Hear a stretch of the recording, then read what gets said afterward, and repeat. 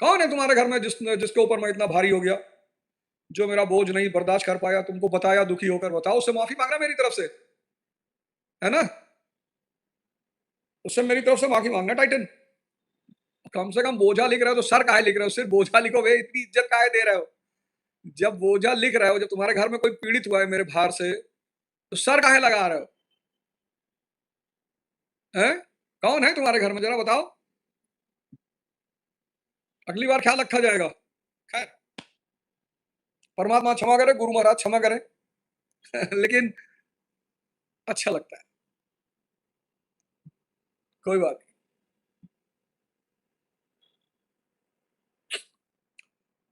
तो धर्म का अध्ययन करना इसलिए जरूरी है, अगर धर्म का अध्ययन नहीं करोगे और माया के चक्कर में फंस गए, तो जयपुर की सड़क पर नंगा नाचोगे। आज एक वीडियो वायरल हो रहा है, एक बहन जी नंगे नाच रही हैं जयपुर की सड़क पर। ये माया का खेल है, अभी तो और करेगा ये। अभी तो मन की ये स्थिति ले आएगा तुम लोगों को, ऐसी स्थिति ले आएगा, ऐसी। आज जयपुर की सड़क पर एक बहन जी ने पूरे कपड़े उतार दिए, नंगी हो गई। लोग छोड़ छाड़ के भाग गए उनको। ये है मन की हालत। Religion is a science, spiritual science, which helps a person to elevate his or her status from mind and senses to conscious. It's a separate science. Religion is not only going to the mosque and just sitting and offering 5 time prayer and coming out of the mosque and keeping a cigarette in mouth. मैं बड़े मौलानाओं को सुनता हूँ तकरीर करते हुए। मैं कहता हूँ मौलाना साहब एक बात बताओ, जब तुम इतना तकरीर करने के बाद भी तुम्हारे मुसलमान सो कॉल्ड बाहर आते हैं, सिगरेट क्यों पीते? अल्लाह की इबादत करने के बाद भी अगर मन अशांत है, मंदिर में जाने के बाद अगर आप बाहर निकल कर आए और मन अशांत है, गुरुद्वारे के बाद में जाने के बाद आप बाहर आए और मन अशांत है, चर्च में आप अंदर गए, 1 घंटा बैठे और बाहर आए और मन अशांत है, तो इससे अच्छा तो सिनेमा हॉल है। इससे अच्छा तो सिनेमा हॉल है। कम से कम 3 घंटे जब तुम मूवी देख रहे थे और मजेदार मूवी देख रहे थे, तो तुम्हें 3 घंटे दुनिया की याद ही नहीं रही। 3 घंटे मूवी ने तुम्हें दुनिया भुला दी, तुम सारी टेंशन, सारी चुनौतियां सब भूल गए। तुम मूवी देखते देखते खुद को अखंडानंद त्रिपाठी समझने लगे। इससे अच्छा तो बियर बार है, जहां तुम रात भर बेहोश पड़े रहे, तुम्हारी सारी चुनौतियों को उसने एक झटके में हर लिया। नहीं, धर्म ये नहीं है। धर्म है एक विज्ञान, एक बहुत बड़ा साइंस है, बहुत बड़ा। और वो साइंस इन ग्रंथों में लिखा हुआ है कि योगी वही है जिसको अपनी निद्रा, आसन और भोजन पर नियंत्रण है। संसारी को इन तीनों चीजों पर नियंत्रण नहीं। 1980s में, मुझे याद है 70s में, महीने में एक दिन खीर बनती थी, महीने में। और वो कितना प्यारा दिन होता था, और खीर कितनी टेस्टी लगती थी। महीने में एक दिन पनीर बनता था, पूड़ी बनती थी। आमतौर पर पनीर, पूड़ी उड़ी ये सब त्योहारों में बनता था, होली में बनता था, दिवाली में बनता था, और या कोई मेहमान आ गया तो भाई पनीर ले आओ, इसलिए पनीर बहुत अच्छा लगता था। बाकी आम दिनों में तो सामान्य रोटी सब्जी दाल चावल बनता। आज आज डेली आप इतना क्वालिटी फूड खा रहे हो, इतना, और दिन भर खा रहे हो, और एक से एक वैरायटी फूड का, उसमें से जंक फूड। पैनक्रिया और लीवर तो हाथ जोड़ लेता है कि भैया हमसे ना हो पाएगा, भैया हम नहीं कर पाएंगे भैया। ये जो ब्लोटिंग है, ब्लोटिंग ये क्या है? ये पैनक्रिया और लीवर का हाथ जोड़ना है कि साहब हमसे ना हो पाएगा साहब। ये जो एसिडिटी बढ़ जाती है, ब्लोटिंग बढ़ जाती है, गैस बढ़ जाती है, ये सब लीवर का हाथ जोड़ना है कि साहब हमसे ना हो पाए। अच्छा, फास्ट फूड खाए तो खाए, लोग खाने के साथ कोल्ड ड्रिंक पी रहे हैं, लोग खाने के साथ वर्जिन मोजैटो पी रहे हैं। आपके पेट के अंदर जठराग्नि है, there is a fire in your belly, इसीलिए भूख को आग कहते हैं, आग, जठराग्नि। तो जब आप भोजन खाते हो, तो जो जठराग्नि अंदर है, वो अग्नि उस भोजन को तोड़ती है। आप खाए जा रहे हो, कोल्ड ड्रिंक पिए जा रहे हो, आप खाए जा रहे हो, वर्जिन मोजिटो पिए जा रहे हो, जहर बन रहा है आपकी शरीर में। जहर बन रहा है शरीर में, जहर। तो अगर अपने आप को व्यवस्थित करना है, आनंदित होना है, तो धर्म का पालन करना है, साधना के रास्ते पे चलना है। और जब आप साधना करेंगे तो चार चीजें आपको गिफ्ट में मिलेंगी। पहला, विवेक, दुनिया की सबसे कीमती चीज। गाना ही नहीं गाना है। पहले स्त्रियां स्वयंवर से लाई जाती थी धनुष तोड़ के, आज स्त्रियां शर्तें रख रही हैं, कंडीशन कंडीशन रख रही है स्त्रियां लड़कों के सामने कि अकेले रहूंगी, पेरेंट्स के साथ नहीं रहूंगी, पहले डिसाइड कर लेना, आई हैव माई प्राइवेसी। जब स्त्री पुरुष के सामने शर्त रखने लगे तो समझ लो कि पुरुष कमजोर है। स्त्री निवेदन कर सकती है, रिक्वेस्ट कर सकती है। जब स्त्री पुरुष के सामने शर्त रखने लगे तो समझ लो कि पुरुष कमजोर है। तो जब तुम किसी के पीछे भागोगे और कमजोर हो तो शोषण तो होगा दोस्त, दुनिया की कोई शक्ति रोक नहीं सकती। तो धर्म पहला गिफ्ट तुम्हें विवेक देगा। धर्म दूसरा गिफ्ट, विवेक अगर तुम्हें मिल गया तो तुम दैन्य हो जाओगे, सरल, समर्पण कर दोगे परमात्मा की। वाह रे भगवान, इतना बढ़िया स्वास्थ्य दिया है, इतना बढ़िया शर्ट पहनने को दिया है, इतना मस्ती भरा दिन दिया है, हर बात पे तुम शुक्रिया करोगे, हर बात पे। धार्मिक आदमी कौन? वो नहीं जो 24 घंटे पूजा कर रहा है, वो नहीं जो 24 घंटे नमाज पढ़ रहा है, वो नहीं जो 24 घंटे गुरुद्वारा में बैठा है। धार्मिक आदमी वो है जो परमात्मा को उसकी हर देन के लिए शुक्रिया, थैंक यू, धन्यवाद दे रहा है। उसको बढ़िया खाने को मिला, रात के 8 बज रहे हैं, 8:30। कितने लोग हॉस्पिटल में पड़े होंगे जिनको खाना मना कर दिया होगा डॉक्टर ने कि खाना मत खाना, खाना खाए तो खाए। और हो सकता है कि आप 8:30 बजे अपने घर में पूरी सब्जी खा रहे हो, पनीर पूरी खा रहे हो, खीर पनीर पूरी खा रहे हो, बिरयानी खा रहे हो, लेकिन आपको तो एहसास नहीं हो रहा ना कि कितनी बड़ी बात है। आपको तो लग रहा है यार जब तक मर्सिडीज नहीं आएगी तब तक बड़ी बात नहीं। हो सकता है आपने 100 ग्राम रबड़ी मंगाई हो इलाहाबाद में, और 100 ग्राम दही मंगाई हो, और 100 ग्राम आपने मलाई मंगाई हो सकता है इलाहाबाद में आप बैठे हो, कटरा में, अल्लाहपुर में, और आपने 100 ग्राम रबड़ी और 100 ग्राम मलाई मंगाई हो, और दोनों मिला के 200 ग्राम और रबड़ी मलाई खा रहे हो सकता है आप रावण लंका में, बनारस में रबड़ी मलाई वाला दूध पी रहे हो, और आपके बगल खड़ा एक डायबिटीज का पेशेंट आपको देख रहा हो, और आपने उससे पूछा हो कि पियोगे, उसने कहा नहीं यार। लेकिन आपको वो चीजें दिखाई नहीं पड़ती, क्यों? क्योंकि आपको विवेक नहीं है आपके पास। जब मैं गाड़ी में बैठकर एसी में चलता हूँ और जब मैं देखता हूँ कि कोई ट्रैक्टर पे बैठा दोपहरिया में जा रहा है, कोई वैन में बैठा दोपहर में जा रहा है, तो मैं परमात्मा को बोलता हूँ कि बहुत बहुत धन्यवाद। धार्मिक वो है जो ईश्वर को हर उपलब्धि का धन्यवाद दे रहा है। मैंने कई बार देखा दुनिया में जिन्होंने टाई लगा लिया,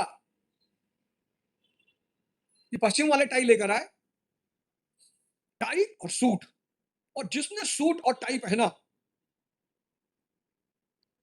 हिंदुस्तान के गांवों में मैंने देखा शादी में डार्क काली पैंट और डार्क लाल लाल शर्ट और पीली टाई, और साइकिल पे मेहरारू को पीछे बैठाया और 3 बच्चे आगे और एक कंधे पे, और बारात जा रहे हैं।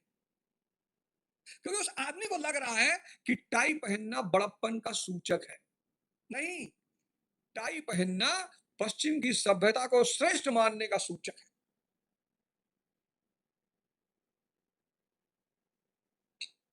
पश्चिम ने पूरी दुनिया पे शासन किया, वो राजा थे, तो राजा का कपड़ा श्रेष्ठ तो माना ही जाएगा। पश्चिम ने पूरी दुनिया पे शासन किया। अब जहां 100 लोग टाई लगा के बैठे हैं, सूट पहन के, अगर वहां कोई धोती कुर्ता वाला आ जाए प्रवचन देने के लिए, मुंह बना लेंगे तुरंत। और मजेदार बात यही है कि नॉलेज किसी के पास भी हो सकती है पर ज्ञान सबके पास नहीं हो सकता। कबीरदास जी जुलाहा है, पर ज्ञान परंपरा में उनसे बड़ा कोई संत नहीं। उनकी जो परिभाषाएं हैं, जो तिलमाही तेल है, जो चकमक में आग, तेरा साईं तुझ में है, जाग सके जो जाग। तुम पूरे चकमक पत्थर को काट डालो, तुम्हें आग कहीं नहीं दिखाई पड़ेगी। तुम इंसान की सारी बॉडी को खोल डालो, तुम्हें परमात्मा कहीं नहीं दिखाई पड़ेगा। कितना बढ़िया डेफिनेशन है। जो तिलमाही तेल है, तिल उठा के देखो, कहीं तेल दिखाई पड़ेगा? नहीं। जो तिलमाही तेल है, जो चकमक में आग, तेरा साईं तुझ में है, जाग सके जाग। तो तुलसीदास जी कहते हैं मैं कोई बहुत बड़ा कवि नहीं हूं, और ना मैं इस कला सकल कला सब विद्याहीन हूं, मेरे पास कोई विद्या भी नहीं। 64 कलाएं हैं ना 14 विद्याएं।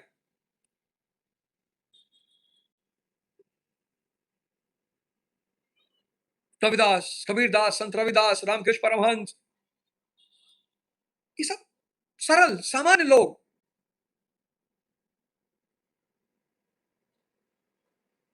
लेकिन ज्ञानी, परमात्मा किसी पे भी कृपा कर सकता है। बस विवेक जब दे विधाता, किसी को भी तोहफे के रूप में दे सकता है। तो तुलसीदास जी कहते हैं कि ये कविता, ये व्याख्यान जो मैं कर रहा हूं, ये सबको अच्छा नहीं लगेगा। अच्छा सिर्फ उसी को लगेगा जिसको समझ में आएगा, जिसके पास विवेक होगा, करुणा होगी, आनंद होगा, होश होगा। ये माता सबरी को समझ में आएगा, वो मजा लेंगी इसको पढ़ सुन के। ये हनुमान जी को समझ मजा देगा, ये विभीषण के लिए अच्छा लगेगा, ये सुग्रीव को अच्छा लगेगा, रावण को अच्छा नहीं लगेगा, कालनेमी को अच्छा नहीं लगेगा, खरदूषण को अच्छा नहीं लगेगा, क्योंकि वो माया से बंधे हुए लोग हैं।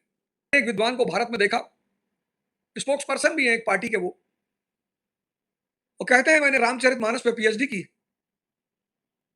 कहता है मैंने रामचरितमानस की पीएचडी की है। और जब मैं उनको सुनता हूं तो मैं लगता हूं देखो पीएचडी किया हुआ आदमी तोड़ने की बात करता है, समाज में वैमनस्य की बात करता है। कुछ नहीं होता पीएचडी वीएचडी करने से। पांडित्य की, विद्वान की नजर जो है वो व्याकरण पर होगी, रस पर होगी, छंद पे होगी, अलंकार पे होगी। लेकिन सन्यासी की नजर जो होगी वो भाव पर होगी। तो तुलसीदास जी कह रहे हैं कि ये सब मत ढूंढना, इसमें मेरी कृति में ये सब मत ढूंढना। हालांकि है सारी कुछ, कह रहे हैं सब कुछ, वो मान नहीं रहे। जैसे सुकरात से जब कोई पूछता था कि तुम ज्ञानी हो, वो कहता था नहीं मैं तो अज्ञानी हूं। उसके समय एक बहुत बड़ी सन्यासीन हुई डेल्फी, तो लोग डेल्फी से जाके पूछते थे कि सबसे बड़ा ज्ञानी कौन, तो बोलती थी सुकरात, सोक्रेट्स। तो लोग कहते थे लेकिन वो तो भैया कहते हैं कि मैं ज्ञानी ही नहीं। बोले यही तो ज्ञान है। सुकरात और अरिस्टोटल बनने के चक्कर में उत्तर भारत के शिक्षक एक दूसरे को नंगा किए दे रहे हैं। अगर आज का समय तुम देखो तो सुकरात और अरिस्टोटल बनने के चक्कर में उत्तर भारत के शिक्षक एक दूसरे को नंगा किए दे रहे हैं। नंगा, सब एक दूसरे को एक्सपोज कर रहे हैं। जो मिट्टी और गोबर फेंकाई एक दूसरे पे हो रही है, लाहौल विला कुबर, जो मिट्टी फेंकाई और गोबर फेंकाई टीचर एक दूसरे पे कर रहे हैं। मतलब जो लोग देख रहे होंगे, जो पेरेंट्स देख रहे होंगे, जो लड़के देख रहे होंगे, उनको लगता होगा कि ये टीचर है, इनके दिमाग में इतना गोबर भरा है, तुम पढ़ाओ बे। देखो अगर किसी आदमी ने गलत किया है तो न्यायालय किस लिए है, पुलिस किस लिए है, ये सब किस लिए है। लेकिन आज की दुनिया पीआर की दुनिया है, पीआर। भाई, भाई कपिल शर्मा शो में मेरा शो करवा दो भाई, मेरा पीआर बढ़ जाएगा। कपिल शर्मा शो में गए, कहानियां सुनाई, कपिल शर्मा शो में गए, कहानियां सुनाई कि मैं भूखा था, बहुत भूखा था मैं, और फिर मैं कागज पे आम बना बना के उसको काट काट के खा लिया करता था, और ऐसे ही मेरी तड़प खत्म हो जाती थी। जितने लोग इमोशनल कहानियां सुना रहे हैं, ऐसा कोई व्यक्ति ही नहीं जिसके जीवन में संघर्ष ना हो।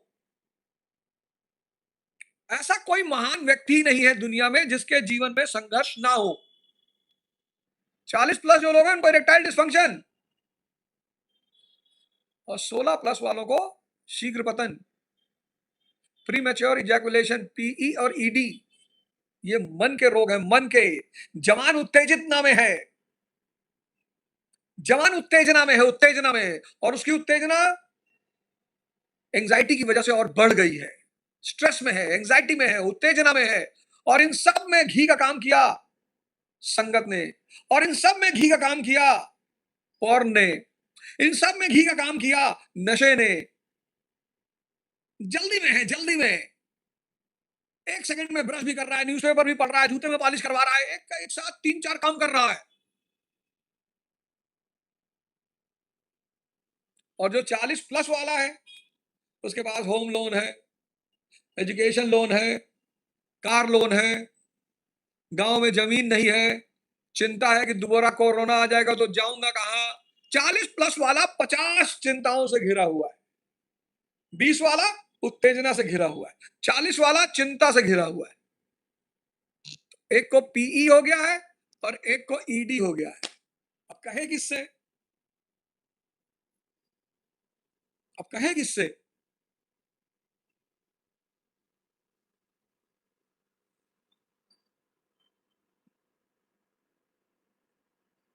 उस पे से मूवी आ गई, सीरीज आ गई मिर्जापुर। उसमें वो नायिका कहती कि शिलाजीत दिए थे, खाए क्यों नहीं? और आदमी को भरोसा हो गया कि भाई ये तो बीमारी होती है यार, मूवी में दिखा दिया भाई, ये तो बीमारी होती है। जब तक आप मन पे हो, ये बीमारियां आपको पकड़े रहेंगी। ये मन की बीमारियां, बाकी कोई बीमारी ही नहीं। ये जानने की कोशिश तो नहीं करते। लखनऊ में एक बहुत विभत्स कांड हो गया। ऐसे दिल्ली में भी हुआ था। राव कोचिंग के में बेसमेंट में पानी भर गया था। वहां 3 लड़के मर गए। उनकी सारी जिम्मेदारी अवध ओझा को दे दी। अच्छा हुआ कि अवध ओझा लखनऊ में नहीं मौजूद थे, या अवध ओझा की कोचिंग लखनऊ में नहीं मौजूद थी। नहीं तो वहां भी कहते थे भैया अवध ओझा की जिम्मेदारी। कितने बच्चे मर गए, कितनी बुरी तरह से बच्चों की मौत हुई, कितने बुरी तरह से बच्चों की मौत हुई।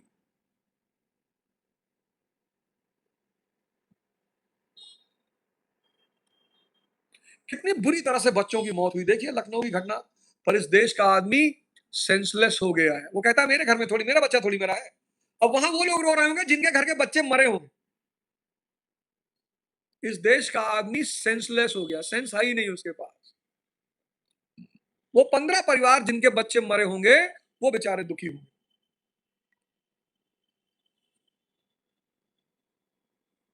वो 15 परिवार जिनके बच्चे दुखी होंगे, वो बेचारे जिनके बच्चे मरे होंगे, वो बेचारे दुखी होंगे। बाकी लोग सिंपैथी दिखा रहे होंगे। और अब तक 24 घंटे हो चुके उस घटना को, बहुसंख्यक लोग भूल चुके होंगे। भरत तिवारी इन्हीं सब बातों को तो उठा रहा था। वो कह रहा था कि व्यवस्था को बदलने के लिए, मैं उसका एक वीडियो देखा। मेरे एक मित्र ने बिहार से मुझे भेजा, मैं उसका एक वीडियो देखा भरत तिवारी का। सलाम है उस युवा को। वो कहता है कि इस देश की व्यवस्था को बदलने के लिए बलिदान देना पड़ेगा। और उसने अपना बलिदान दे दिया।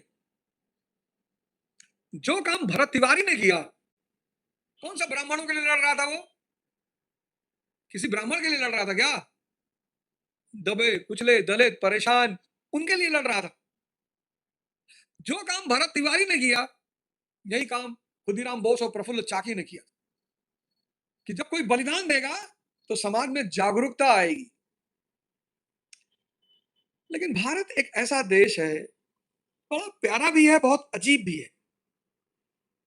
बहुत प्यारा भी है और बहुत अजीब भी है। इस देश में इस खूबियां हैं कुछ इस देश की। इस देश में जब तक कोई व्यक्ति किसी व्यवस्था का शिकार नहीं होता, तब तक उसको दर्द नहीं होती। उसको डॉक्टर बेईमान तब लगते हैं जब उसके घर का कोई सदस्य अस्पताल में मर जाता है लापरवाही से। इस देश में उसे शिक्षा बुरी तब लगती है जब उसके बच्चे की कोई हानि हो जाती है स्कूलों में। इस देश में लोगों को इंफ्रास्ट्रक्चर बुरा तब लगता है जब लोगों को लगता है कि हमारी कार की दुर्घटना हो गई। जितने पैसे वाले लोग हैं, सबके बच्चे पढ़ लिए, अच्छा स्किल सीख लिए, विदेशों में सेटल हो गए। इस देश में जितने अच्छे पैसे वाले लोग थे, सबके बच्चे विदेश में सेटल हो गए। यहां बचा कौन? Middle class, lower middle class.